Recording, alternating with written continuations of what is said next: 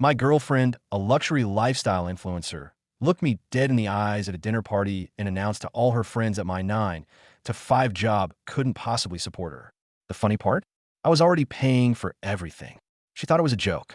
I decided to show her exactly who couldn't afford her lifestyle, and it wasn't me.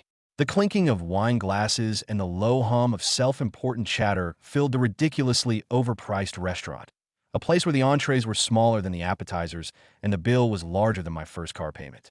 It was Cassandra's natural habitat, a stage for her carefully curated life. I, on the other hand, felt like an imposter in a suit I only wore to weddings and funerals. 2 months ago, this was my life, a constant performance in the background of her social media feed. My girlfriend of 3 years, Cassandra, was holding court with her gaggle of influencer friends, a flock of perfectly contoured women who spoke in a dialect of brand deals and sponsor posts. The air was thick with the scent of expensive perfume and entitlement. They were mapping out their next conquest, a whirlwind trip to an all-inclusive, ultra-exclusive resort in Bali that probably cost more than my entire retirement fund. One of them, a woman named Bianca whose entire personality seemed to be rose gold, turned her doe eyes on me. "Are you coming with, Mark?" she chirped, the question hanging in the air like a poorly timed punchline. Before I could even formulate a polite refusal, Cassandra let out a sharp, theatrical laugh. It wasn't a warm, happy sound. It was a performance, a dismissal. "Please," she said, her voice dripping with a condescending amusement that made the hairs on my arms stand up. She raised her glass, ensuring she had the attention of the entire table. "He works a 9 to 5. He can't afford my lifestyle." The words, spoken so casually, landed like a physical blow. A sudden, suffocating silence fell over the table. The light chatter died. The fake smiles froze. Everyone was looking at me, their eyes a mixture of pity and morbid curiosity. I was sitting right there, a ghost at their feast, the man who had just handed the waiter his credit card to cover the $400 dinner tab without blinking. That single sentence sliced through 3 years of carefully constructed denial. Cassandra was a lifestyle blogger, a digital mirage. With her modest 15,000 followers, she peddled a fantasy of luxury living, high fashion, and Michelin star dining. The reality was far less glamorous. Her actual income from this career was a paltry, sporadic $600 a month, cobbled together from the occasional sponsorship for a teeth whitening kit or a fast fashion brand. I was the silent, uncredited executive producer of her life. My salary as a data analyst, a solid $85,000 a year, was the bedrock upon which her fantasy was built. I wasn't a millionaire, but I was comfortable, responsible. I was the one who subsidized, supported, and funded the entire operation. Our apartment, a gleaming high-rise in the trendiest part of downtown, was a monument to this charade.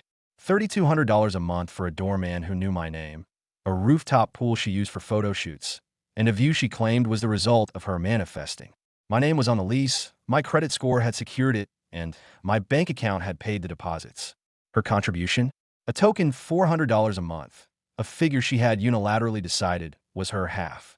The designer clothes she wore in her endless haul videos were purchased with the emergency credit card I'd given her, an emergency that apparently occurred daily in the form of a new pair of shoes or a handbag. Every perfectly arranged plate of food, every artfully photographed cocktail that graced her Instagram feed. I was the one footing the bill, watching her take 100 pictures of food she would barely touch because it didn't fit her diet plan. And now, to hear her so callously diminish me, to use my hard work as a punchline to impress her vapid friends while I was literally funding the very scene of my humiliation, was a moment of brutal, clarifying clarity. The illusion shattered. I saw her not as my girlfriend, but as a parasite dressed in designer clothes. A calm, cold resolve washed over me. I placed my napkin on the table, the small gesture feeling monumental. "You're absolutely right," I said, my voice steady and clear, cutting through the awkward silence. I stood up, my chair scraping softly against the polished floor. "I can't afford your lifestyle." Cassandra's practiced smile faltered. A flicker of panic crossed her eyes before she quickly tried to mask it with another nervous laugh. "Babe, I'm just joking around," she purred, reaching for my hand. I pulled it away. "No, you're not," I replied, my gaze unwavering. "And that's okay. But you should probably know the lease on our apartment expires in 8 weeks." Her face, so meticulously made up, went pale beneath the foundation. The color drained from her cheeks, leaving behind a splotchy, terrified mask. "What do you mean?" she whispered, her voice barely audible. "I mean," I said, looking around at the stunned faces of her friends, "I won't be renewing it. You should probably start looking for a place you can afford. On your own." The silence that followed was absolute. It was so profound you could hear the distant city traffic. Then Bianca, the rose gold enthusiast, broke it with a perfectly timed, dramatic whisper. "Oh shit." Cassandra tried to salvage the situation, to laugh it off as one of my dry jokes, but the damage was done. The panic in her eyes was real. She knew, in that instant, that the fantasy was over. The car ride home was a masterclass in silent warfare. When we finally got back to the apartment she had just used as a status symbol, she launched into a desperate campaign of damage control. She accused me of being overly dramatic, of misunderstanding her brand humor, of not appreciating the character she had to play for her audience. It was all an act, she insisted, a performance for her followers. I just nodded, a silent, disengaged observer to her frantic rationalizations. "Okay," I said, the single word a wall she couldn't penetrate. I walked past her, into the guest room that had become my refuge over the past few months, and closed the door. The next morning, while she was still asleep, I began my new life. I started apartment hunting online, filtering by price, not by proximity to trendy brunch spots. I found a perfectly nice one-bedroom in a normal building, the kind where people actually live, not just perform. $1,400 a month. No doorman, no rooftop pool, no floor-to-ceiling windows. It was clean, it was quiet, and it was mine.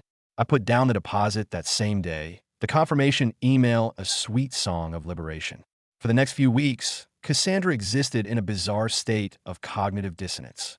She oscillated wildly between phases of intense love bombing, leaving little notes on my pillow, making my favorite meals, suggesting spontaneous date nights, and pretending that our conversation at the restaurant had never happened. She'd post Instagram stories from our balcony, the city skyline twinkling behind her, with saccharine captions like, "So blessed to live in this beautiful space." Hashtag home vibes, hashtag couple goals. It was a desperate, transparent attempt to reaffirm a reality that was already crumbling. All the while, she never once looked at an apartment listing, never once mentioned a budget, never once acknowledged the ticking clock. 3 weeks before the lease was up, I began to pack. The sight of cardboard boxes appearing in the living room was the first thing that seemed to truly pierce her veil of denial. "What are you doing?" she asked, her voice laced with a mixture of confusion and indignation. "Packing," I said simply, not looking up from the box of books I was taping shut. "Where am I supposed to go?" she demanded, her voice rising to a panicked shriek. I finally looked at her, my expression unreadable. "Wherever you can afford," I said calmly. That's when the accusation started. "This is financial abuse," she screamed, her face contorted in a mask of righteous fury. "You're trying to control me by taking away my home." I paused, the tape gun in my hand. "Cassandra, I'm literally removing myself from your life. That's the opposite of control." 2 weeks before move-out day, her side of the apartment remained untouched, a museum of her soon-to-be extinct lifestyle. I finalized everything. I scheduled movers for my belongings only. I called the credit card company and canceled the card I'd given her, the one she saw as a bottomless font of designer goods. I set up mail forwarding to my new address. It was a quiet, methodical dismantling of the life we had built, or rather, the life I had financed. The day the movers arrived, she was out at what she called a brand event, which I knew was code for drinking free champagne at the grand opening of a new boutique. She came home to a scene of orderly devastation. The apartment was hollowed out, an echo of its former self. My desk, where I worked my boring 9 to 5, was gone. My 65-inch television was gone. My espresso machine, the one that fueled my early mornings, was gone. All the furniture that I had painstakingly picked out and paid for had vanished. All that remained of our shared life was her throne-like ring light, her mountains of clothes, and a cheap IKEA dresser she had brought with her 3 years ago. The meltdown was, as I'd expected, epic. My phone became a conduit for her rage, buzzing incessantly with a deluge of 82 text messages in the span of 3 hours. Her Instagram stories became a cryptic, passive-aggressive spectacle about going through it and the betrayal of fake people. But even in her fury, she still hadn't grasped the most fundamental problem. She had nowhere to go. On the final day of the lease, I conducted the walkthrough with the property manager. Cassandra was there, a ghost haunting her own eviction. She was still in a state of profound denial, pleading with the manager, a man named Mr. Henderson, to let her stay. She tried to charm him, to cry, to bargain. He was unmoved, explaining with bureaucratic patience that she wasn't on the lease. He showed her the financial requirements, the income-to-rent ratio she had to meet. The monthly rent was, quite literally, triple her verifiable monthly income. Defeated, she finally surrendered. She ended up moving back into her childhood home with her mother in the suburbs, a 45-minute drive from the downtown life she had so desperately curated. Her new reality was a normal, middle-class house with vinyl siding and butterfly wallpaper in her old bedroom, a setting with absolutely zero aesthetic appeal for her Instagram brand. That was 5 weeks ago. I thought the silence would be a relief. But now, the calls from her mother's couch are relentless, each one a new chapter in her spectacular downfall. The entitlement, I soon learned, was a family trait. Her mother, Gloria, was a master of guilt and delusion. My phone would ring, and her name would flash on the screen, a harbinger of another exhausting conversation. "Mark, she's depressed," Gloria would say, her voice thick with manufactured concern. "She won't eat. You've destroyed her confidence." "Gloria," I'd reply, trying to keep my voice even. She told a room full of people I was too poor for her while I was paying for everything. I simply agreed with her assessment of the situation. "You know, that's not what she meant," she'd insist. "She was just maintaining her image, her brand." And now, I'd say, the word's a final, unassailable wall. She can maintain it from your house. The financial fallout was swift and brutal. The canceled credit card had been the linchpin of her entire operation. Subscriptions she had completely forgotten about began to fail one by one. Her $200 a month luxury gym membership with the eucalyptus-scented towels and the full-service spa declined. Her various beauty box subscriptions, totaling over $150 a month, declined. Her cloud storage for the thousands of high-resolution photos, her Adobe Creative Suite for editing them, all declined. She sent me a furious text. "You're ruining my business. I need those tools to work." My reply was simple. A business should be able to pay for its own tools. She didn't respond. Her attempts to maintain the facade from the suburbs were both tragic and comical. She managed to convince some poor, unsuspecting guy from a dating app to take her to a high-end steakhouse. Her Instagram story was a flurry of activity. The perfectly aged wine, the artfully arranged appetizers, the whole carefully staged performance. But the fantasy evaporated the second she got into her actual car, a dented 2012 Honda Civic, not the gleaming Mercedes she used to pose with in our building's garage. The guy, apparently, saw her get into the humble vehicle and was never heard from again. The final escalation was a masterwork of delusion. She began telling her remaining friends, and anyone else who would listen, that I was abusive, that I had callously kicked her out onto the street with no warning, that I had stolen her most valuable belongings. The stolen items in question? The couch I bought, the television I bought, the bed frame I bought, the coffee maker I bought. She actually filed a police report for theft. I spent a weary half hour on the phone with a police officer who sounded as tired of the situation as I was. I calmly explained the circumstances and emailed him copies of the receipts for every single item, all in my name, all paid for with my credit card. He called back a few hours later. "Sir, there's no theft here," he said with a sigh. "This is a civil matter at best, but honestly, she doesn't have a case." She even tried to produce new content from her mom's house, a day-in-the-life video that was a spectacular failure. In the background of her serene morning routine, you could hear the faint sound of her mom's soap operas, the frantic barking of a neighbor's dog, and the unmistakable rumble of a lawnmower. The symphony of the suburban reality she had tried so hard to escape. The comments were merciless. "Girl, what happened to the penthouse? Is that your mom's kitchen?" The fall-off is real. She deleted the video in under an hour. Then came the Venmo request. My phone buzzed, and I saw a notification.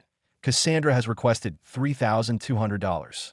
The description read, "My half of last month's rent you owe me since you forced me to leave early." The audacity was breathtaking. I declined it with a short, simple note. "You never paid half the rent. Your contribution was $400. Almost immediately, a new request appeared for $400. I declined that one too. 2.5 months after the fateful dinner party, the karma began to accelerate with a beautiful, almost poetic velocity.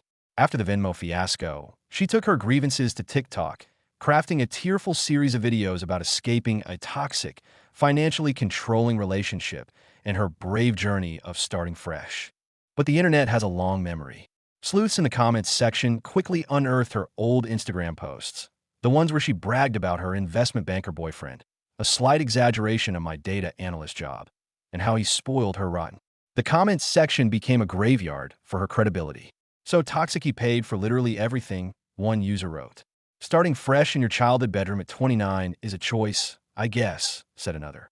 Wait, isn't this the same guy you said was too poor for you? She dirty deleted the entire series within a day. Then came the masterpiece. She sent me an email with a subject line that read, Business Proposal and Investment Opportunity. Attached was a professionally formatted 12-page PDF. It was a proposal for me to invest $10,000 into her lifestyle brand in exchange for a meager 10% of her future earnings. She included wildly optimistic financial projections, claiming she would be earning $500,000 within 2 years. Her current documented monthly income, according to the very same proposal, was $600. I forwarded the email to a friend of mine who works in venture capital. His one-sentence reply was, "Is this satire?" While I failed to respond to her ludicrous proposal, she weaponized her friends. First came a text from Bianca, then from Bianca's boyfriend, then from some other influencer I'd never even heard of, all reciting the same script. I was being petty. I was sabotaging a fellow creative. I needed to be the bigger person and help her get back on her feet. My response to each of them was identical. So, you're going to invest in her business then? The question was met with resounding silence from all of them. The climax of her downfall occurred, fittingly, at a coffee shop.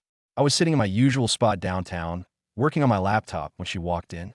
She was with a man, older, with an expensive suit, a fading wedding ring tan line, and the weary expression of a man seeking a temporary escape. Cassandra was in full performance mode, laughing a little too loudly, touching his arm with practiced intimacy, flipping her hair back in a way she thought was alluring. Then she saw me. The vibrant, charming facade froze for a split second, replaced by a flash of pure venom. But she quickly recovered, a twisted idea forming behind her eyes. She dragged the poor man over to my table. "Oh my God, Mark. Hi." She gushed with sickeningly sweet phoniness. "This is Richard. Richard, this is my ex who I told you all about." Richard looked profoundly uncomfortable, but he dutifully extended a hand. "Nice to meet you." "Richard is a partner at a law firm," she announced, the words aimed directly at me. "He actually appreciates ambitious women." "That's great," I said, my eyes fixed on my laptop screen. "We're looking at apartments. Actually," she pressed on, her voice getting louder. "In that new luxury building on 5th, the one with the infinity pool." "Huh," I said, not looking up. After another torturous moment of awkward silence, Richard, clearly sensing he was a pawn in a game he didn't understand, gently tugged her away. I watched them from the corner of my eye. She continued her performance for him, taking selfies, giggling at nothing, while he stared at his phone the entire time, his thumb moving rapidly across the screen. Texting his wife, probably. 20 minutes later, Richard made a hasty exit, leaving alone. Cassandra sat by herself for a few minutes, her shoulders slumped, the performance over. Then she marched back to my table, her face a thundercloud. "That was really rude," she hissed. "What was? You could have played along. You could have helped me out. Helped you catfish a married man." I asked, finally looking up at her. "He's separated," she snapped. "His wedding ring tan line says otherwise." Her eyes narrowed into slits. "You know what? This is exactly why I said what I said. You have no ambition, no vision. You're just a boring 9 to 5 guy who will never understand what it takes to build something real." I closed my laptop slowly. "Cassandra," I said, my voice dangerously calm. "I built my entire life by myself with my boring 9 to 5. You're 29 years old, living with your mother, and trying to scam married men in coffee shops. Which one of us lacks vision?" For a moment, she was speechless, her mind racing for a retort that wasn't there. So she resorted to pure, unadulterated rage. She picked up her full, lukewarm latte and threw it at me. She missed, and the milky coffee splattered across the backpack of a poor college kid sitting behind me. The entire coffee shop fell silent. The barista, a young man with more tattoos than patience, was at our table in an instant. He kicked her out and informed her she was banned for life. Her mom called me that night, crying hysterically. Cassandra had spun a new narrative, one in which I was stalking her, harassing her in public. I was done playing games. I had already called the coffee shop manager, who was incredibly understanding, and emailed me the security footage. I forwarded it to Gloria. The video clearly showed Cassandra approaching me, initiating the confrontation and throwing the drink. Gloria's response was a new peak of delusion. Well, you provoked her by existing in public. That was the last time I ever spoke to her. I blocked her number. Then the internet delivered the final decisive blow. A popular YouTube drama channel got a hold of the story. Someone, likely one of her fair-weather friends, had leaked everything. The dinner party story, screenshots of her deleted TikToks, even a link to my original Reddit post. The video, titled "The Fake Lifestyle Influencer Who Lost Everything," amassed over 2 million views in 48 hours. Her digital world imploded. Her Instagram was switched to private, then deleted entirely. Her TikTok vanished. Her blog now redirects to a 404 error page. For months have passed since the dinner party. The dust has settled, and the story has reached its inevitable conclusion. After the YouTube video, Cassandra attempted a final, desperate reinvention. She emerged with a new Instagram account, rebranding herself as a mental health advocate, speaking about surviving narcissistic abuse. The content was a laughable collection of motivational quotes plastered over sunset photos taken in her mom's suburban backyard. The account was swiftly exposed in the comments, and it disappeared within 9 days. A mutual acquaintance told me she finally got a real job, data entry at a dental office for $18 an hour. The irony was not lost on me. She lasted 3 weeks before being fired for creating a toxic work environment. She refused to stop taking selfies at her desk. Her latest endeavor is a job in the return section of a large department store. The woman who built her identity on luxury hauls now spends her days processing other people's unwanted items. As for me, my life has become wonderfully, blessedly peaceful. My small apartment feels like a castle because it's mine. I cook my own food. I'm saving an astonishing amount of money. I even took a real vacation, a camping trip with friends. I posted 0 photos. It was perfect. I started seeing someone new. Her name is Heather. She's a teacher, she drives a Toyota, and on our first date, she insisted we split the bill. I have a job, she said with a smile. I can afford my own pasta. And in that simple, honest statement, I heard everything I had been missing for 3 years. The boring 9 to 5 guys doing just fine. It turns out I could always afford my lifestyle. I just couldn't afford hers.